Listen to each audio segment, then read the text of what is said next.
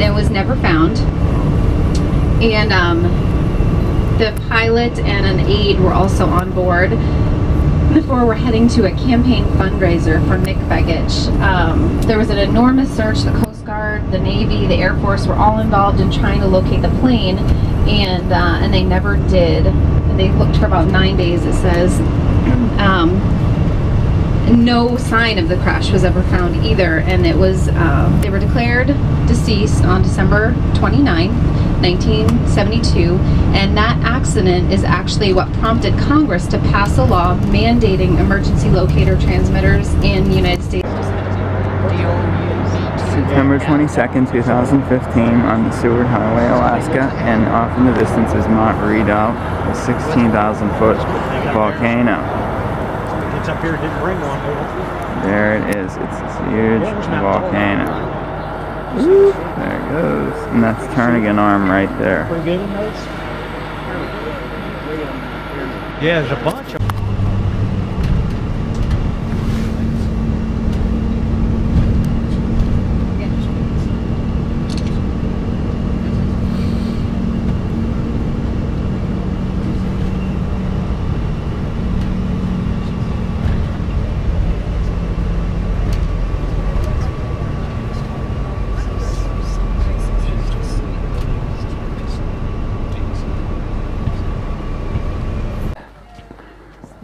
video.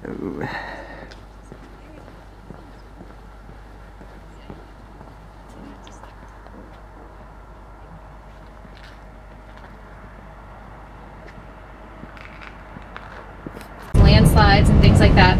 Some of the land in Portage dropped as much as 10 feet.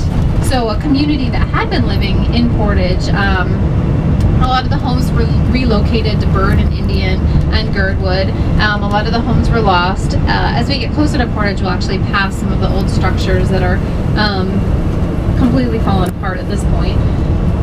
But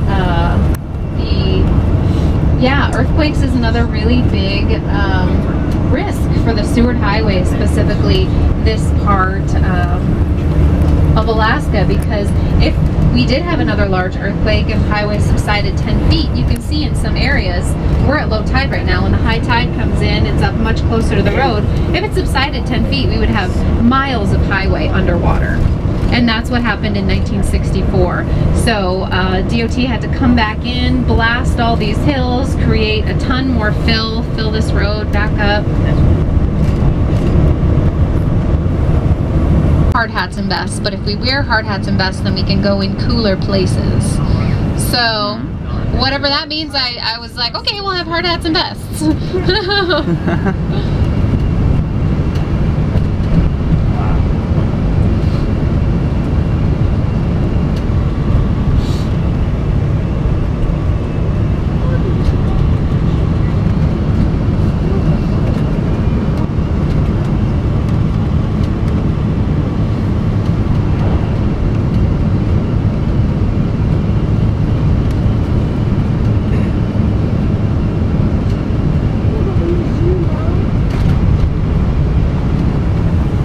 There's a trail over here kind of paralleling the road. That's the Trail of Blue Ice. It's I think it's about 7 miles long now.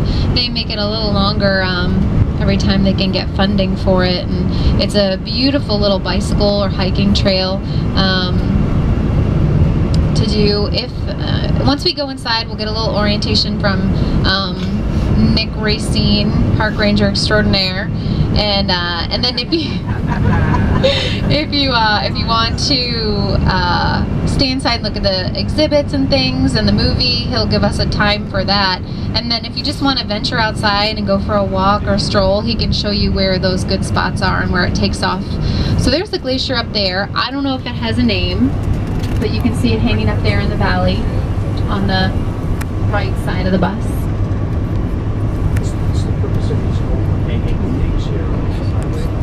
Oh, I'm not exactly sure. I think it has to do with the snow. Snow? Yeah, but I'm not sure what exactly. Big race, you know, extraordinaire. He should know. He should. Yeah. Does he commute down from Anchorage every day? Yeah.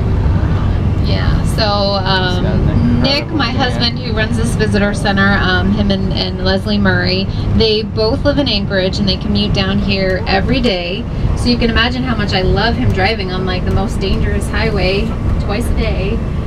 It's a long drive, so you know, an 8-hour workday automatically becomes like a 10.5-hour workday, but that you don't get paid for to drive. But we prefer that over living in Girdwood or one of the smaller communities that we passed, because they are, like Portage, more frequently cloudy. And so we live in Anchorage because we want some sun, we want some summer. You can just pick GPS, but you know, when I last saw it, we were about 62 degrees north of the equator. Well, we come up there. Yeah, the pole is 90. Yeah, they're pretty far. We came a little south. Yeah, it worked out perfect. There we go. That was really during the construction. The railroad had a portal building out here originally, and they tore that portal building down. The railroad had a problem with the portal building. It used to have quarters on it, but due to the weather, the wind was blowing the rain through the concrete block and deteriorated the portal building. So they only used it for a couple of years. You can see the Star Trek panels here that are in place. They're that we use. That's got the rail embedded in it. Oh yes, look at the highlight. He's taking a picture. Oh, when you get this shirt? Oh, no, I'm just doing a video.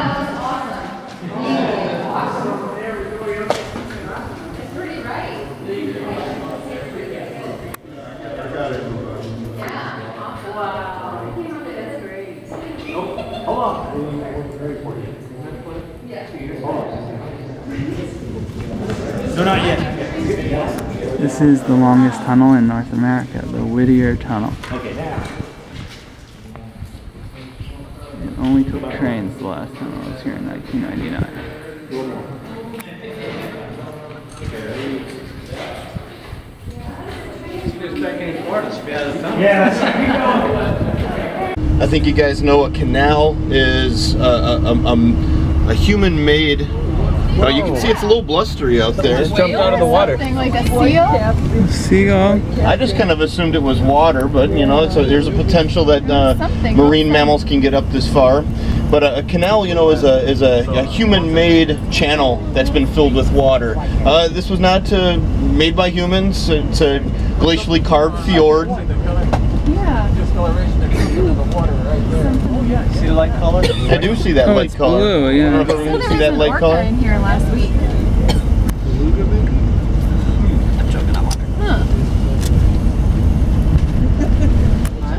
And this is when we talked about the history of the Whittier Tunnel. This is what Leslie had mentioned used to be. Lottery sites out here that people have bid on and gotten, and others that they've just purchased outright. So you'll see small cabins. Some of these are actually people's homes. Others are people's little cabin, their little Shangri-La to come to on weekends. And we are about to come down into a parking lot at a place known as the Salmon Run. It actually has a more formal name. Off to our left here. They took the sign down. Going down. Yeah. Oh no, we can go on. Oh, we're gonna go further. Nice, We're Gordon. going up there to the overlook. That's for people that want to take photos. That's a great Excellent. shot.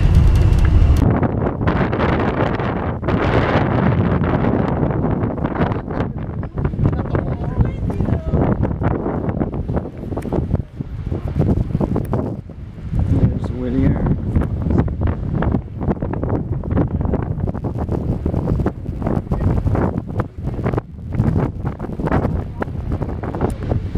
The same place where I first went sea kayaking in 1999.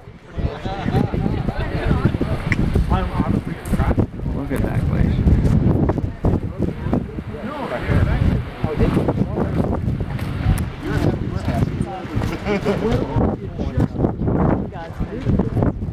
There's a high-speed cruise boat. There was all waterfalls on that.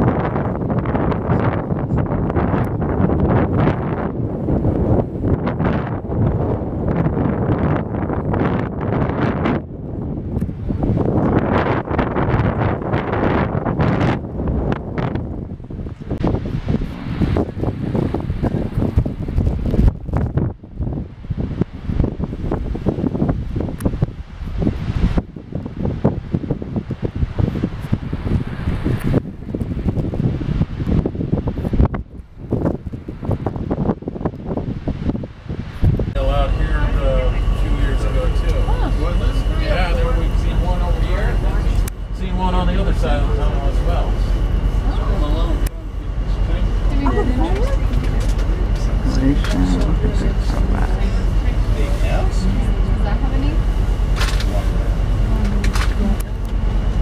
I was gonna say foreigner. That's already been said. You weren't paying attention.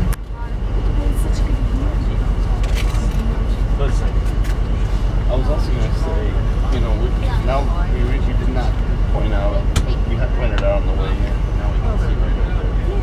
Marker glacier, and it's a See how close this thing goes.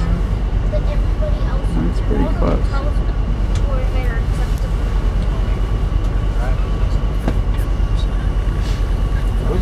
And I keep turning it on. I know, all of them on the buses